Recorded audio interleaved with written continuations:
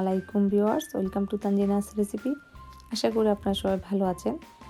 আজ আমি আপনাদেরকে তৈরি করে দেখাবো সবচেয়ে সহজ ও স্বাদের কলিজা বোনা রান্নার রেসিপি।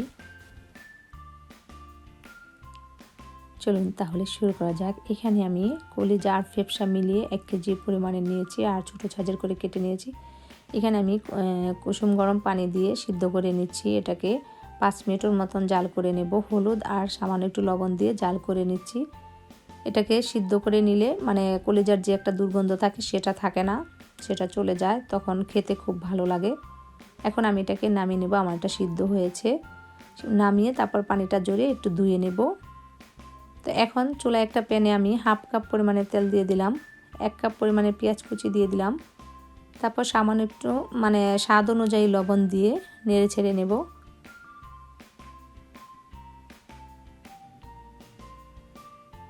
এখন এখানে 1.5 টেবিল চামচ আদা বাটা, 1.5 টেবিল চামচ রসুন বাটা দিয়ে দিচ্ছি।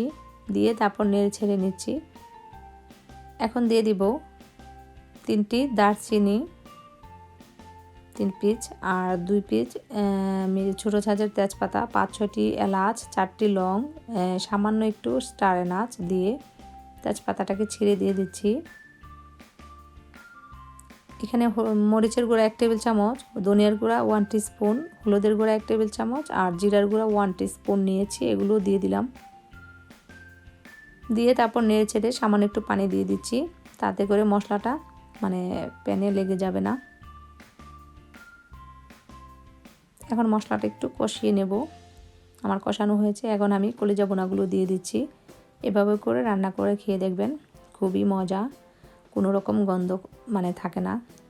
এখন আমি এটাকে 7 থেকে 8 মিনিটের জন্য ঢাকনা দিয়ে ঢেকে দিব। এর ভিতরে একটু নেড়ে ছেড়ে দিয়েছি। 7-8 মিনিট পর ফিরে এলাম। এখন এখানে আমি পানি দিয়ে দিব, গরম পানি পরিমাণ মতো। আর যে যেরকম জাল খেতে পছন্দ করেন ওরকমই জাল দিবেন। তো আমি এখানে 5-6টি কাঁচামরিচ দিয়ে দিব। আবারও ঢাকনা দিয়ে ঢেকে রেখে দেবো 8 থেকে 10 মিনিটের জন্য, চুলাটা মিডিয়াম হিটে রেখে। 8-10 মিনিট পর ফিরে এলাম। খুব সুন্দরভাবে কষানো রান্নাটা হয়েছে কলিজা বোনাটা।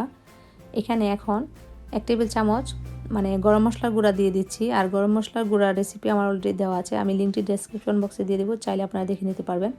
আবারও 5 মিনিটের জন্য ঢাকনা দিয়ে রেখে দিয়েছি। এখন 5 মিনিট পর ফিরে এলাম। আমি এখন এটাকে নামিয়ে নেব, তারপর পরিবেশন করে আপনাদেরকে দেখাচ্ছি।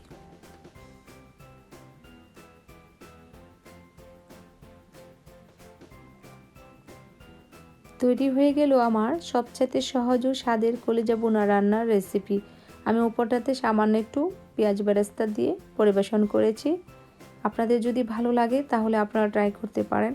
আর ভালো লাগলে আমার ভিডিওটি লাইক ও চ্যানেলটি সাবস্ক্রাইব করে আমার সাথেই থাকুন। এটা রুটি, পোলাও, পরোটা যে কোনো কিছুর সাথে খুবই মজা। তো আজ এই পর্যন্তই। সবাই ভালো থাকুন, সুস্থ থাকুন। আল্লাহ হাফেজ।